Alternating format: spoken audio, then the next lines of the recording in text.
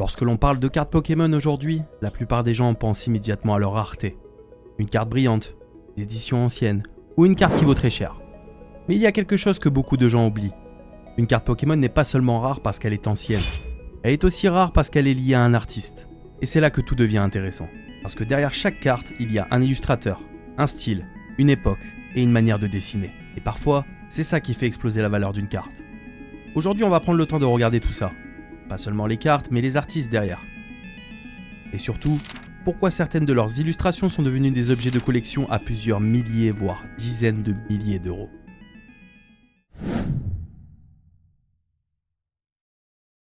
Afin de comprendre les cartes Pokémon, il faut revenir tout au début, à une époque où Pokémon n'existait pas encore. Ken Sugimori commence sa carrière dans les années 80 dans un petit fanzine appelé Game Freak. C'est là qu'il rencontrera Satoshi Tajiri, le futur créateur de Pokémon. À ce moment-là, l'idée de Pokémon est très simple sur le papier. Un jeu où l'on capture des créatures, et alors rien n'est défini visuellement. Et c'est là que Sugimori intervient. Ken Sugimori n'est pas un illustrateur classique, c'est un designer.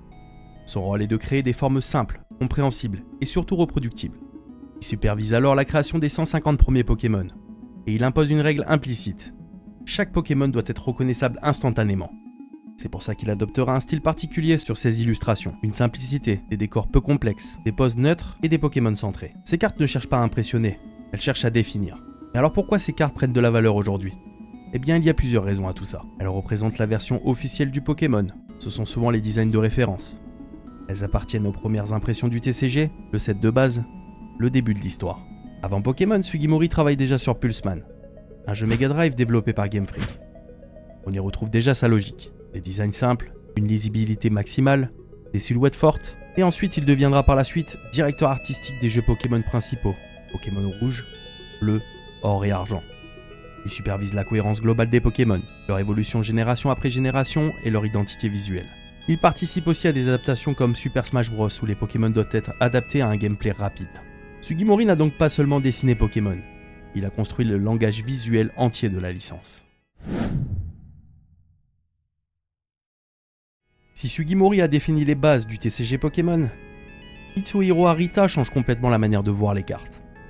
Là où Sugimori montre un Pokémon, Arita raconte ce que fait ce Pokémon. Mitsuhiro Arita est un illustrateur formé dans le domaine de l'illustration fantasy. Contrairement à Sugimori, il n'est pas issu du design de jeux vidéo. Il vient d'un monde où la lumière est importante, les scènes sont dynamiques, la narration visuelle est centrale. Prenons exemple de Léviator. Il ne flotte pas simplement, il surgit de l'eau. Les vagues, la tension, le mouvement du corps, tout indique une action en cours. Même chose pour Articodin.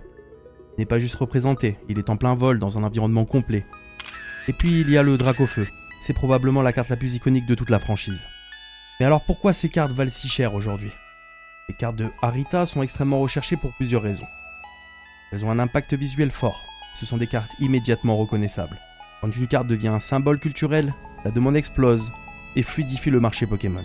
Par exemple, Dracofeu 7 de base PSA10 peut atteindre des sommes très élevées. Et en dehors de Pokémon, Arita a travaillé sur Magic the Gathering, une licence iconique également. Un jeu beaucoup plus orienté fantasy réaliste. Il a aussi participé à des projets liés à Final Fantasy. Ces univers demandent des scènes détaillées, des compositions complexes, une forte narration visuelle. Et c'est exactement ce qu'on retrouve dans ces cartes Pokémon. Tu souhaites faire certifier tes cartes afin de les protéger et de leur donner une valeur supplémentaire sur le marché ? Alors fais confiance à Pure Grading, c'est une société française spécialisée dans la certification et l'expertise de cartes à collectionner. Leur processus est rigoureux, chaque carte est analysée, notée et protégée pour garantir un rendu haut de gamme aussi bien pour la collection que pour la revente. Si tu veux donner à tes cartes la reconnaissance qu'elles méritent, découvre Pure Grading avec le lien dans la description de la vidéo. Et en tant que partenaire officiel, je peux te faire bénéficier d'un avantage exclusif. Avec mon code PokéBigChan5, profite d'une réduction de moins 5% sur chacun de tes achats sur puregrading.com.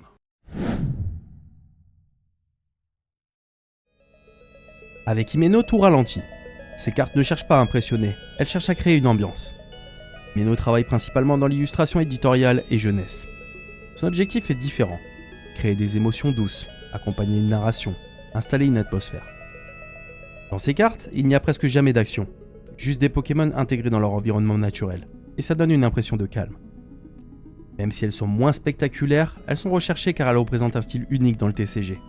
Elles appartiennent à l'ère Néo, très collectionnée, Elles sont difficiles à trouver en parfait état, et les cartes Néo en PSA 10 notamment sont particulièrement rares à trouver.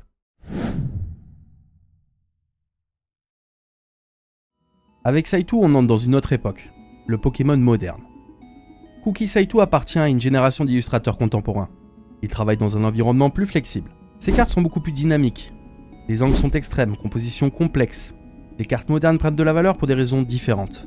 Rareté de certaines éditions, les cartes alternatives, notamment les full art et les secrets, la hype des sets modernes, mais aussi attrait à un visuel très fort. Au final, quand tu regardes une carte Pokémon, tu ne regarderas plus juste une illustration de créature. Tu regardes un choix artistique, un style, une manière de raconter quelque chose avec une seule image. Certains illustrateurs vont chercher la simplicité comme Sugimori pour poser les bases de tout un univers. D'autres vont transformer une carte en scène vivante comme Arita avec du mouvement, de la lumière, presque une narration en une image. Certains vont au contraire ralentir le temps comme Himeno, en créant des cartes qui respirent le calme et l'atmosphère. Et d'autres encore comme Saitou vont pousser le côté spectaculaire à son maximum avec des compositions pensées pour frapper immédiatement à l'œil. Et c'est ça qui est intéressant. Parce qu'au fond, Pokémon n'est pas seulement une licence de jeu ou de cartes, c'est aussi un espace où des dizaines voire des centaines d'artistes différents peuvent interpréter le même univers chacun à leur manière. Et c'est probablement pour ça que ces cartes continuent de marquer autant le monde aujourd'hui. Elles ne montrent pas seulement des Pokémon, elles montrent aussi des visions, des signatures et des artistes qu'on oublie trop souvent de regarder. Merci d'avoir suivi la vidéo. N'oublie pas de t'abonner et de commenter. Ça aide beaucoup au référencement de la chaîne. Et on se retrouve très bientôt pour de nouvelles vidéos sur l'univers Pokémon. A très bientôt.